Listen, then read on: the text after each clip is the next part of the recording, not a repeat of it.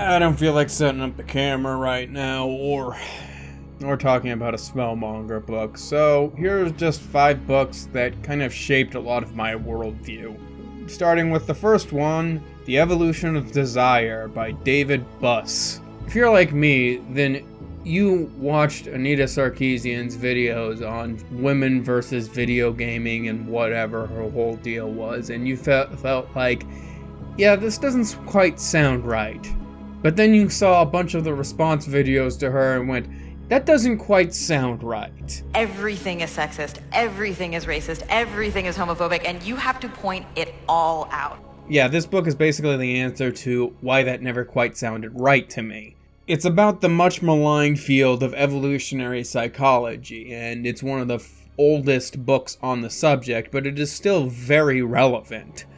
There are a few speculations in this book that are not quite up to date, but it does do a good job of getting you to think in that evolutionary mindset about human beings, and it does teach you a lot of the basic desires that humans have and how that interacts in the, mating market. To that end, the idea of the feminist patriarchy is literally called out at the end of this book as really not making a whole lot of sense, which is why I've commonly referred to it as a childish oversimplification. Anyway, if you want to understand people, I gotta say, if you read no other book, read The Evolution of Desire. It really explains most behavior. Not only that, it predicts it rather well. Alright, second book, The Blank Slate by Steven Pinker, who I think Twitter tried to cancel recently. Yeah, well, who cares what Twitter thinks? I know it's common for YouTubers to have a Twitter account, but you will never see me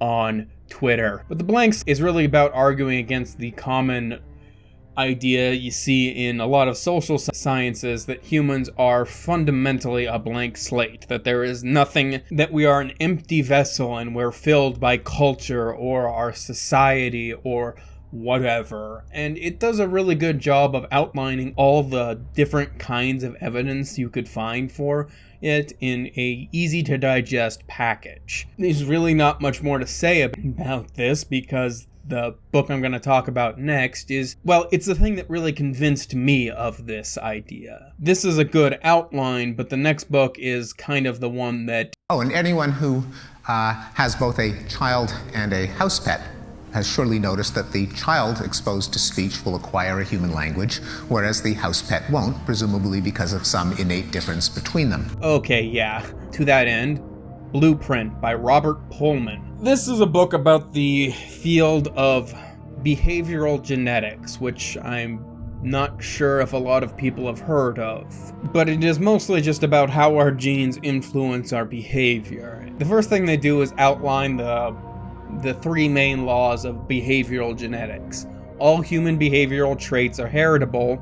The effect of being raised in the same family is smaller than the effect of genes. And a substantial portion of the variation in complex human behavioral traits is not accounted for by the effects of genes or family. That is to say, it is frickin' random. It is a beautiful day in Pickle Land. The flowers sing their dinky waffle song and... Hold it! Oh, who wrote this?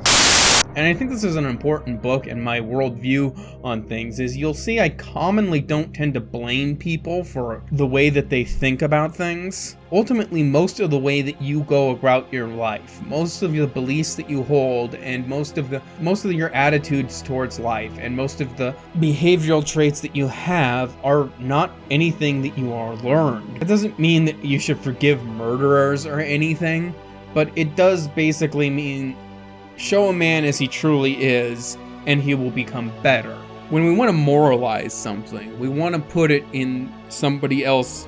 We want to ultimately put that thing into somebody's own hands.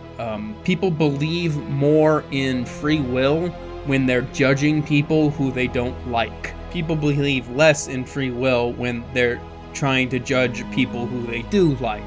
And this is an important book to me because it reminds me that most of how people are it's due to no fault of their own. They were just born that way. And yeah, that guy is an asshole, and I am going to avoid him. but I'm not going to blame him for it, and I'm going to try and be as accommodating as I can be under the realization that he really can't control him, that most people really just can't control themselves. You basically are who you are, and there's not much we can do about that. Although, one of the things we can do about that is... next book.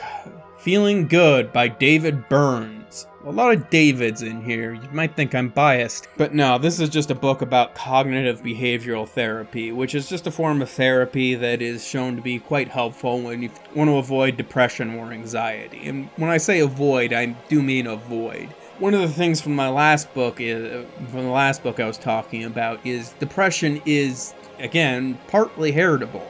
So if depression runs in your family, I would recommend reading this book because it teaches you strategies to avoid that kind of thought. It might not cure you if you have it, but a pinch of prevention is worth more than a pound of cure. So if you see that in your family or even in yourself, I do recommend this book, as I think there's been studies and just reading it has been shown to help with mild to moderate depression. Though, do not take my word for it. I am some rando on the internet. And the last book that really shaped a lot of my worldview is Not Born Yesterday by, it's French and I'm gonna butcher this pronunciation, but I believe it's pronounced Hugo Mercier. It looks like Hugo Mercer to my dumb American mind. But this is a book about the science of what we believe and why, and what the author coins as open vigilance systems. Open because you have to be able to accept change, and vigilance because you don't want to gain bad information. It makes the argument that despite what you've heard about people are actually quite good at discovering the truth about things, and if anything, our minds are too difficult to change, not too easy to change. But it does lay out why people will mostly profess ridiculous beliefs. And one of the answers is simply because a lot of these common beliefs are intuitively true. Like, bizarrely, the one that people are insanely gullible and will believe anything you tell them, that is an intuitively true belief. It feels true. It's not actually true, but it feels true, so it gains a lot of popularity. And this book will basically help you dispel you from that interpretation of people. Alright, I'm gonna see if I liked this format, and I'm not sure what I'm gonna put in for footage here. Maybe random game footage, maybe just random on copyright material, whatever.